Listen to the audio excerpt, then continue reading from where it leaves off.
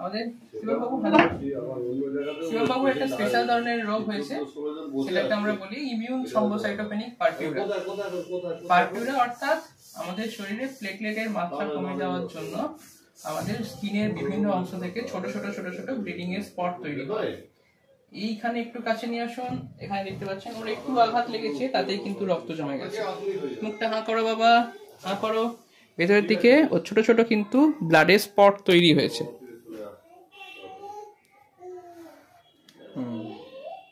Bleeding এর spot তৈরি হয়েছে ছোট ছোট, এবং এটা হয়েছে একটা সর্দি কাশি হওয়ার পর, একটা জ্বর হওয়ার পর হ্যাঁ সর্দি কাশিটা হয়েছিল।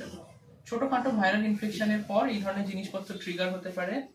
তো ভাইরাল ইনফেকশনের পর যেটা হয়, আমাদের এই প্লেটলেট গুলো অর্থাৎ শরীরের মধ্যে যে অনুচক্রিকাগুলো থাকে রক্তের মধ্যে, যেটা আমাদের রক্ত জমাট বাঁধতে সাহায্য করে, সেগুলোকে ভেঙে দেয়। এবং তাহলে আমাদের একটা ট্রিটমেন্ট কি?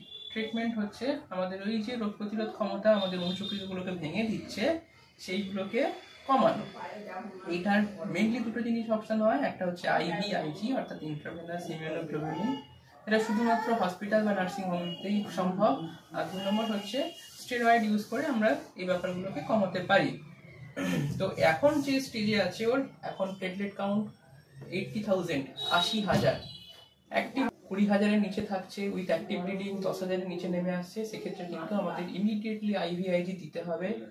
এখন ওর ক্ষেত্রে আমাদের আইভি/আইজি দেওয়ার সেরকম দরকার নেই, কারণ অ্যাক্টিভ ব্লিডিং এই মুহূর্তে ওর কোথাও থেকে নেই, এবং প্লেটলেট কাউন্ট এখন 80,000-এর কাছাকাছি। ওকে, তাহলে আমরা যেটা ম্যানেজমেন্ট করব সেটা কনজারভেটিভ ম্যানেজমেন্ট। দেখতে থাকবো যে প্লেটলেট কাউন্ট বাড়ছে কি কমছে। কি বুঝেছেন? গুড, চলো। শিবম হাজরা। শিবম বাবুর আজকে তাহলে সেকেন্ড ভিজিটের দিন। আমরা ওর জন্য শুরু করেছিলাম ময়সোলন ট্যাবলেট, যেহেতু প্লেটলেট কাউন্টটা মোটামুটি ডেঞ্জার জন্য অনেকটাই উপরে ছিল, এবং তারপর দিয়ে দেখা যায় যে ওর প্লেটলেট কাউন্টটা ধীরে ধীরে ধীরে ধীরে ইমপ্রুভ করছে। এই মুহূর্তে ওর প্লেটলেট কাউন্ট 1,95,000-এর কাছাকাছি, এবং ওর ভিতরে যে পারফিউরিক স্পটসগুলো ছিল সেগুলোও এখন আর নেই। তো এখন শিবম বাবু অনেকটা ইমপ্রুভ করেছে। তো আইটিবি সম্বন্ধে সাবধানে থাকুন। সাধারণত সর্দি কাশি হওয়ার 3 থেকে 4 সপ্তাহ পর এই প্রেজেন্টেশনগুলো দেখা যায়। মুখে বা হচ্ছে আপনার চোখে, এই সমস্ত জায়গায় ছোট ছোট ব্লিডিং স্পটস, বা একটুখানি মারলে বা কিছু না মারলেও দেখা যায় যে ওটা কালো হয়ে যেমন ফুলে যাচ্ছে, ঠিক আছে? যেমন কালসিটে দাগ পড়ে সেই রকম দাগ, ঠিক আছে? তো আমরা আরেকবার পরের প্লেটলেট কাউন্ট রিপিট করে নেব। এখন আপাতত শিবম বাবু ওর ওয়াইসোলনের কোর্সটা কমপ্লিট করছে, ঠিক আছে শিবম বাবু? গুড।